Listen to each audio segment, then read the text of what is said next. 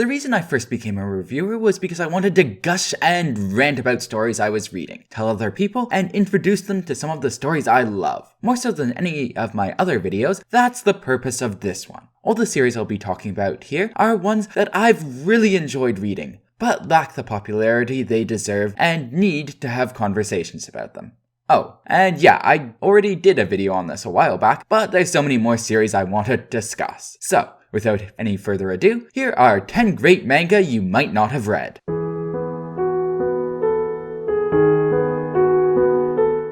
I was bullied a fair bit as a kid, an experience that is probably not too uncommon among the otaku community, but I rarely find that manga deals with this issue all that well. Often bullies are just portrayed as cartoonish thugs, or an early villain for our protagonist to overcome, and the impact they have is downplayed. A silent voice stands out as it gives a much more accurate and nuanced look at this issue.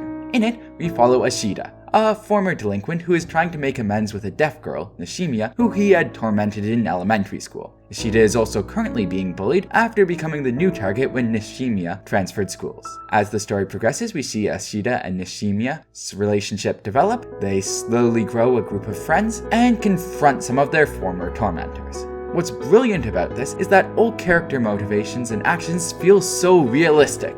As an example, even if I don't agree with Little Miss Narcissist's actions, I can understand them. There aren't really any evil characters, just ones that are insecure, self-centered, or self-righteous. After all, no one ever views themselves as the villain. The mix of this story's sweet romance and bitter dealings with depression and suicide is a perfect combination and would almost be my favorite manga of all time if not for one small thing. That would be the ending, which is slightly less than conclusive.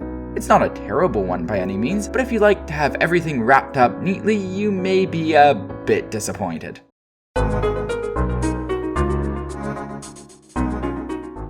Well, since the first story we talked about was deep and thoughtful, let's go for some pretty mindless fun in the second one.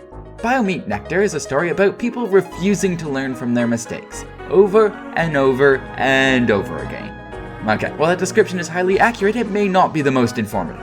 Here's a better one. In the future, humanity has developed a near-perfect solution to world hunger and pollution. Biomeat. Bug-like organisms about the size of a soccer ball that will eat anything you give them, and in turn, can be processed into meat for humanity. The only problem? When I say they eat anything, I really do mean anything, including humans. So when they get loose after an earthquake, we get a situation similar to a zombie apocalypse, except with biomeat instead of zombies. Our protagonists manage to survive through the first biomeat apocalypse, which consumes a city before it gets cleaned up, and then proceed to survive several more, larger in scope each time, because apparently the people in charge of this world can't seem to get the idea that raising a species that can wipe out all of humanity isn't a particularly good idea.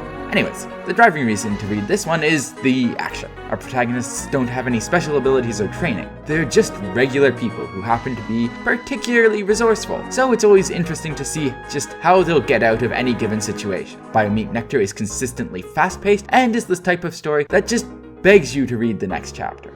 If you start it, you should probably plan to have enough free time to marathon it. Also, as a warning, if you're squeamish at all about gore, you might want to avoid this because it contains a hell of a lot of gruesome deaths.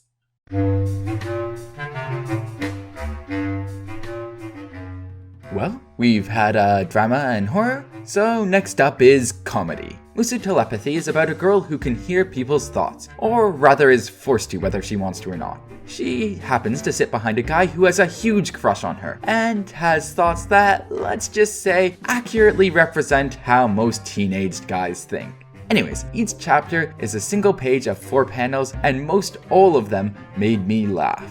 Oftentimes I found that humor doesn't always translate that well from Japanese to English, but here it really seems to work. There's something inherently funny about hearing honest thoughts that generally wouldn't be said out loud, especially if you can relate to them, and this series nails that. The characters are also quite likable, an important trait in a story where all the time is spent watching characters talk to each other. And while the series is primarily focused on comedy, it does move a story forwards. My only real complaint would be the artwork, which, as you have probably already noted, is, shall we say, a bit simple.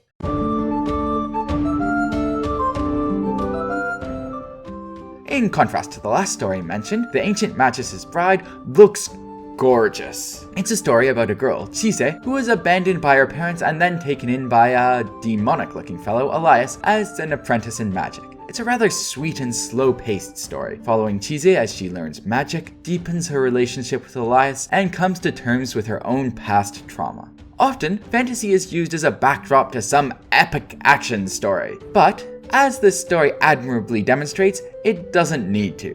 Really, the story is much more similar to slice of life than anything else, but with a far more interesting setting. The story works as it both has characters that you get attached to and want to see grow more, and a world that you get drawn into and want to learn more about. It never has any moments that I would say are exciting, but plenty that are truly touching.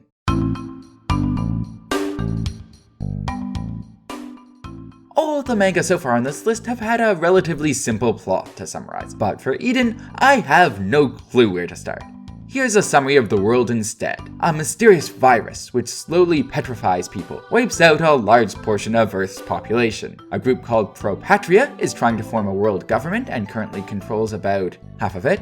Pro-Patria is opposed by the Islamic Federation, a coalition of Muslim countries, and a military organization called Nomad. We first follow the survivors during and immediately after the virus outbreak, then we spend a bunch of time following drug wars in South America, and eventually graduate up to following a battle of ideologies as to how to save the world. Yeah, this story doesn't exactly have the easiest plot to follow, but it is quite original. I can't say I've seen anything like it. It feels sort of like Black Lagoon sometimes with over-the-top action, but then it'll go into political commentary or an in-depth discussion of physics or even religion. It's been a little while since a manga's made me think quite this much, while still being entertaining all the way through. I should note though, for anyone who's planning on reading this, there is both graphic sex and gore displayed here, so it's definitely not appropriate for anyone below the age of 18.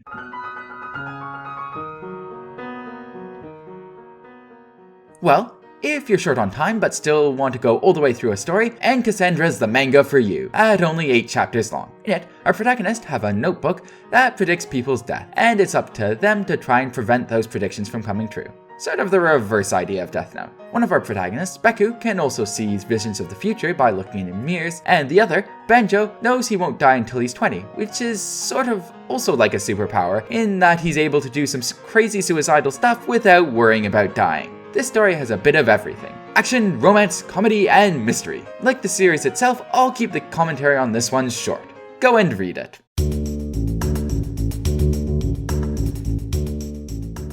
So I've already done a review of Chains 1, 2, 3, but for those of you who haven't seen it, here's the gist of the plot. Our protagonist, Kosagawa, a standard nice guy, ends up in a relationship with Mikoto, a girl with split personalities. 3 personalities are masters of different martial arts, one is a cute klutz, and one is a complete psycho. The story is then an action comedy with a side of romance. There's no overarching plot other than simply developing Mikoto's character, but all the individual story arcs are entertaining. As for why you should read it, well, I would say it's a story that is perfectly paced and finishes exactly when it should with a nice conclusive ending. Also, to be honest, I quite enjoyed the fan service in this series. The fan service here results from the girls themselves being confident in their bodies and not being afraid to show a little skin, rather than our protagonist being stupid, perverted, klutzy, or some combination of the 3. And that is very much appreciated.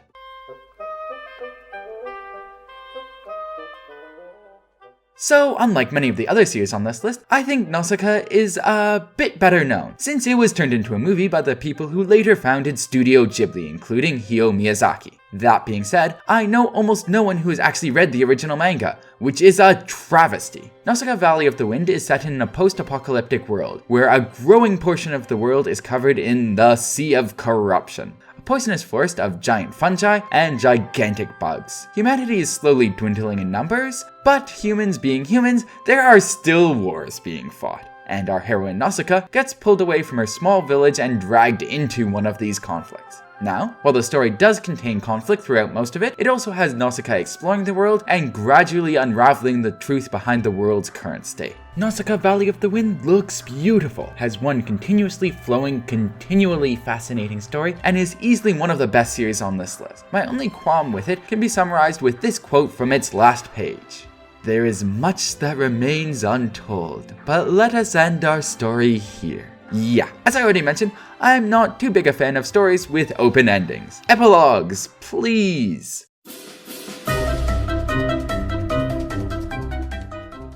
Well, this series probably has one of the weirder manga names out there, but it's definitely worth checking out.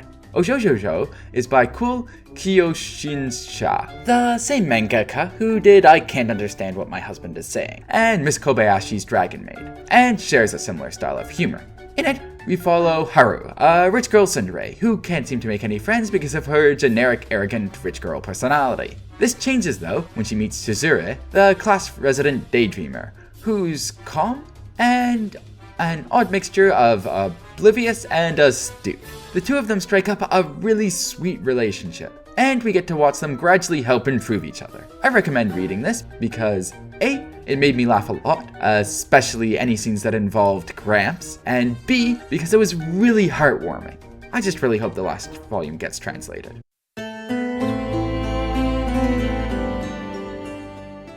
Rave Master starts as a mix of generic high fantasy and generic battle shonen, with all the standard tropes that entails. Dead mother, check. Missing father, check. Starts in a small peaceful village, check. Protagonist is the chosen one, check. Quest to save the world, check. Gathers companions / nakama, check. Power-ups, check, and so on and so forth. So why is it on the list, you might ask? Well, despite not being all that original, at the start, it gets better and better as it progresses, and actually develops some surprising depth later in the story. Sort of the opposite of most action shonen, which inevitably seem to lose their charm after getting dragged out too long. The cast is kept relatively small, so our main protagonists all get well developed, and even some of the side characters get some truly touching moments. Seriously, this is one of the few series where I genuinely felt sad when side characters were killed off. Lastly, I found the story had a real sense of fun to it, and its humor nicely balances out the darker moments. That concludes this video. I hope you found at least a couple new series that you'll enjoy. Also, let me know in the comment section below what manga series you've read and think could use a bit more love. Thank you all for listening. Cheers!